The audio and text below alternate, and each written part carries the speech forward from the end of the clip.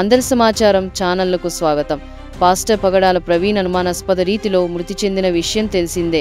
ఈ ఘటనపై పూర్తి స్థాయిలో దర్యాప్తు చేస్తున్నామని ఎస్పీ నరసింహ కిషోర్ తెలిపారు. హైదరాబాద్ నుంచి రాజమండ్రి బుల్లెట్పై వస్తున్న ఆయన సోమవారం రాత్రి కొంతమూరు వద్ద అనుమానాస్పద రీతిలో మరణించారు. చీరాలలో ఉద్రిక్తత. ప్రవీణ్ గారి అనుమానాస్పద మృతిపై నిరసనలు వ్యక్తమయ్యాయి.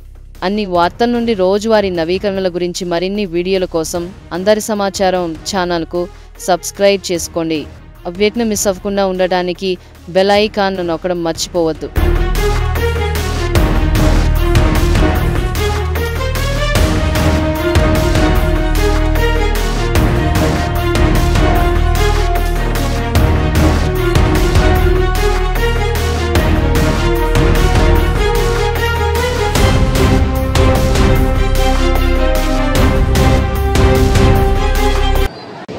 మనందరం కూడా భారతీయులం.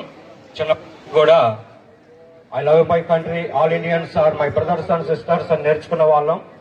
మరి ఒక మాట ప్రవీణ్ పగడాల గారు ఒక మాట చెప్పారు తన ప్రసంగంలో, మతం చంపేస్తుంది అని అన్నారు. ఆయన ఎప్పుడు కూడా మతాన్ని ప్రకటించలేదు. ఆయన ఎప్పుడు కూడా మార్గాన్ని ప్రకటించారు. అది జీవ మార్గము, రక్షణ మార్గము, మంచి మార్గము, ప్రేమ మార్గము. ఆ మార్గాన్ని ఆయన ప్రకటించాడు. క్రైస్తవం ఎప్పుడు కూడా మతము కాదు. యేసు వారు కూడా మతస్థుడు కాదు, మతస్థాపకుడు కానే కాదు. ఆయన మార్గాన్ని ప్రకటించిన అద్భుతమైన ప్రేమ కలిగిన దేవుడు. ఆయన జీవాధిపతి. మనందరి కొరకు, మరి సర్వమానవాళి పాపం కొరకు, పాప ప్రక్షాళన కొరకు రక్తం చిందించి ప్రాణము బలిగా అర్పణగా అర్పించి ప్రేమతత్వాన్ని నేర్పించిన అద్భుతమైన దేవుడు యేసు వారు. ఆయన ప్రేమలో వచ్చిన క్రైస్తవులందరూ కూడా ఆ ప్రేమ కలిగే ఉంటారు. నిజంగానే ఈ రోజు కూడా ఏ ఒక్క క్రైస్తవుడు కూడా ప్రవీణ్ పగడాల గురించి అంటే గారి గురించి లేకపోతే ఆయన చంపిన వారి గురించి వేరుగా మాట్లాడలేదు. ప్రేమగానే మాట్లాడుతున్నారు. వాళ్ళ భార్య అయితే వారిని క్షమించమని కూడా అడిగింది.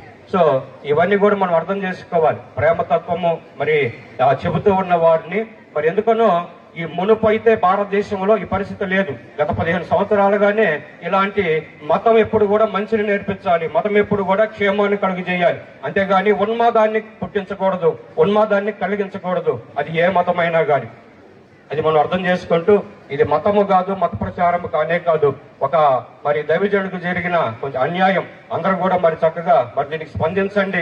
ప్రభుత్వాలు కూడా మాకు నమ్మకం ఉంది, క్రైస్తవులకు మేము నమ్ముతున్నాం, త్వరగా స్పందించి న్యాయం చేకూర్చవలసింది అడుగుతున్నాం. మరి ఇవి జరిగిస్తున్న మరి సెంట్ మార్క్స్ లూథరన్ చర్చి వారి కమిటీ వారికి చాలా మరి ఎంతైనా అభినందనీయులు. దేవుడు వారిని దీవించునుగాక. అలానే చేరవచ్చిన అందరూ కూడా మరి క్రైస్తవ సంఘీభావాన్ని తెలియజేస్తున్నారు. నిరసన కేవలం మౌనంగానే, మేమేం కూడా ఎలాంటి మరి పద్ధతులు ఉపయోగించట్లేదు, మౌనంగానే చేస్తున్నాం. ఎప్పుడు కూడా క్రైస్తవుల లక్షణమే ప్రేమ, మౌనము, శాంతి. ఇది అందరూ కూడా అర్థం చేసుకుంటారని మరి అందరూ కూడా వందనాలు తెలియజేసుకుంటూ